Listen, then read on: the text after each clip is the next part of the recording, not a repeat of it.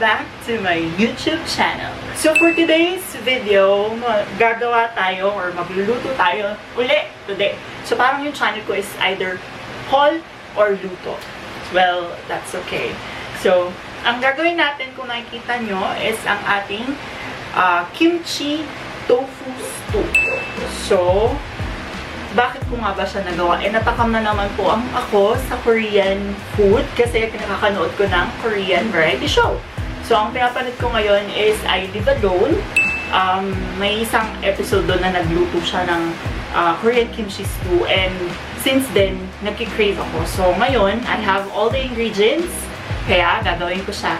So, here are the ingredients.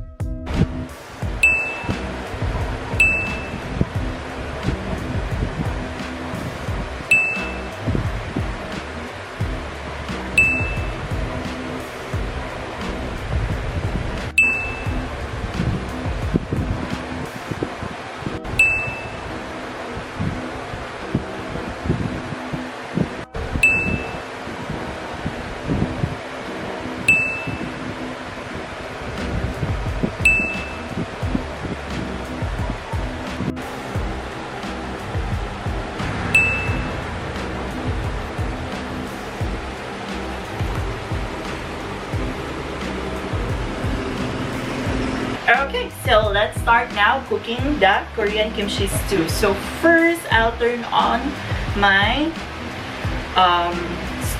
electric stove with my pan. Okay, it seems like mainit na ang ating pan. So let's put some oil. Unti lang. Then we spread it. Okay. Let's wait for the oil to get hot. And then first, we're going to put half of the white onions. Yung kalahati ipang-garnish natin or pang toppings natin later.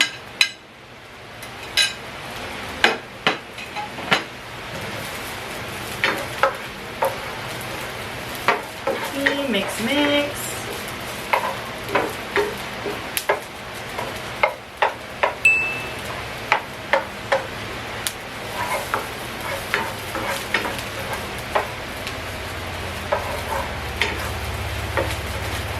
Okay, so after yung onions natin, yung white onions or green onions, lalagay din natin yung ating garlic.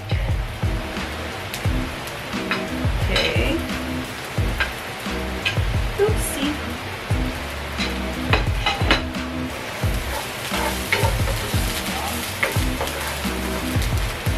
Sino po yan?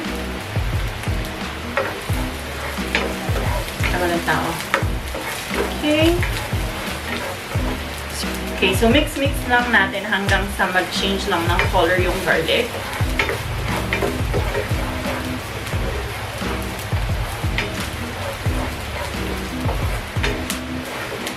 Okay, then next, we're going to put our kimchi. Ang gamit kong kimchi yung nabibili sa supermarket.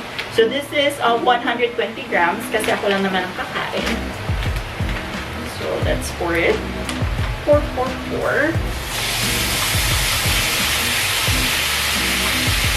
Save nyo yung packet later kasi lalagyan natin siya ng water.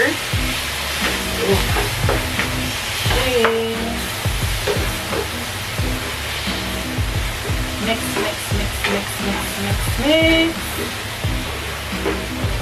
A few moments later.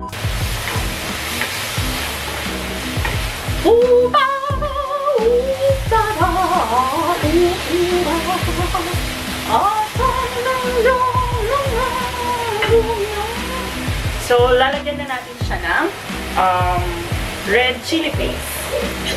Lagyan muna natin siya ng 1 tablespoon. 2 tablespoon pa na.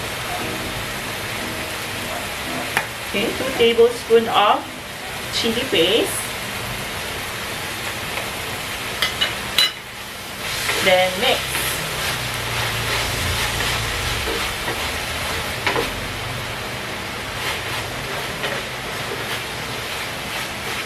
Then after that, we're going to put our ham.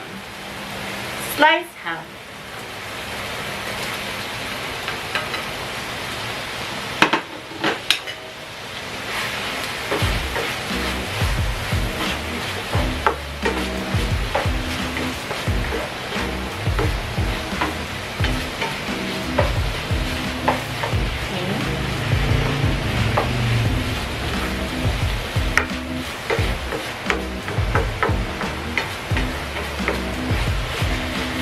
Okay, so takpan muna natin siya and let's simmer them for at least 1 minute.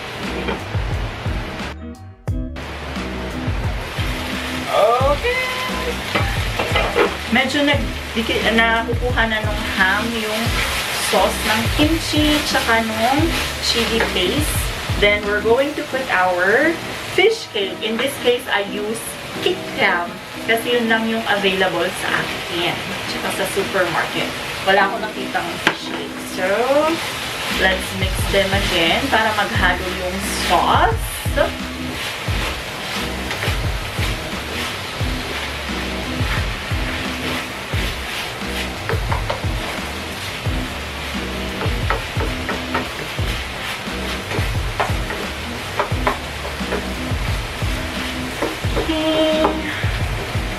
After mixing the ham, the kikiam, the kimchi, tatakpan uli natin siya and let it simmer for at least again 1 to 2 minutes. A few moments later. Okay, so it's already mixed. Then after that, we're going to put yung ating onion leeks na slice natin ng diagonal. Yung other slice ng ito-topping natin mamaya. Mix lang ulit.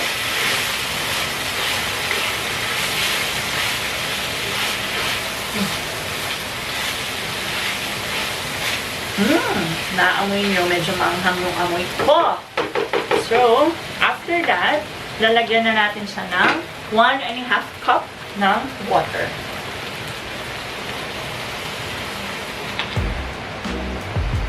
Niya muna. Okay. Mix natin.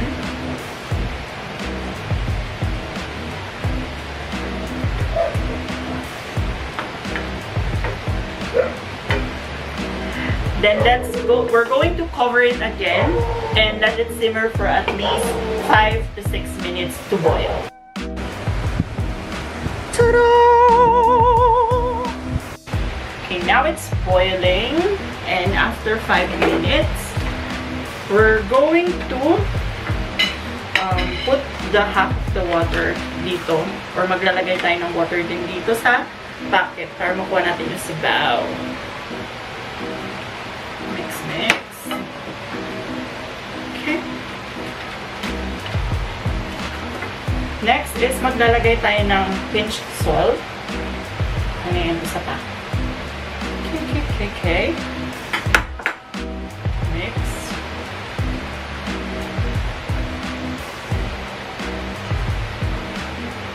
Okay. Then, 1 tablespoon of sugar.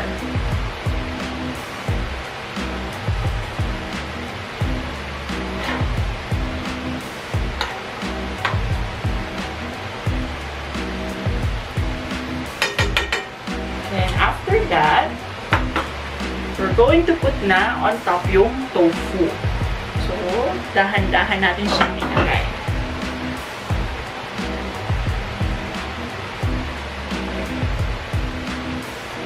Okay. Then, pakuluan lang natin siya ng 2 minutes. Okay, after 2 minutes, pwede na yan. Then, cover natin ulit. Then, we're going to put na yung ating toppings, yung ating onions na slice natin, then yung ating leeks din. So, let's put them on top.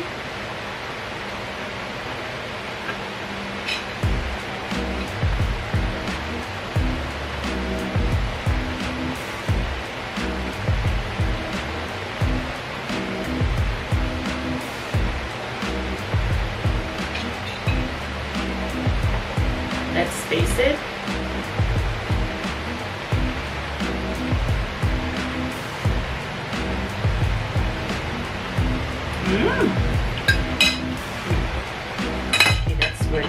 Then we're going to cover it for at least 2 to 3 minutes to finish. See you back. Okay, so ito na yung finished product. Wow, so delicious. Yay! Okay guys, so tapos na natin lutuin ang ating kimchi tofu stew. Yay! So let's do the taste test. Come on. Okay, so kuha tayo ng ham. Ham. Kimchi din. Tofu. Kuha tayo ng tofu. Oopsie. So, masarap to kapag ngayong maulan na panahon. Kaya ko rin siya nag-crave kasi umuulan recently. Okay, so let's have a taste.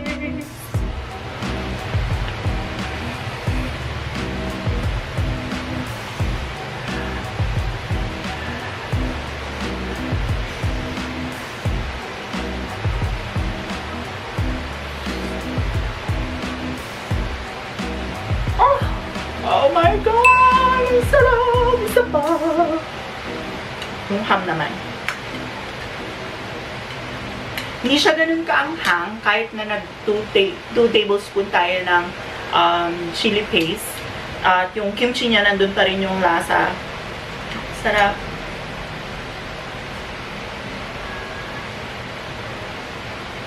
Perfect siya sa rainy days. So, kung ako sa inyo, try it na. The ingredients and the things that I use are listed down below and the instructions. So, kung gusto nyo gawin, do it. Masarap siya, promise.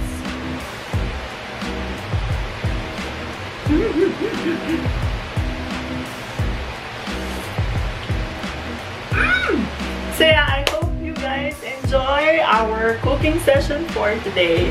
If you like this video, please like, subscribe, and comment down below kung ano pang gusto nyong lutuin ko. I'll read your comment and I'll try to do it. And this has been Jess. Always remember, just keep smiling. Have a great day and take care. Goodbye for now.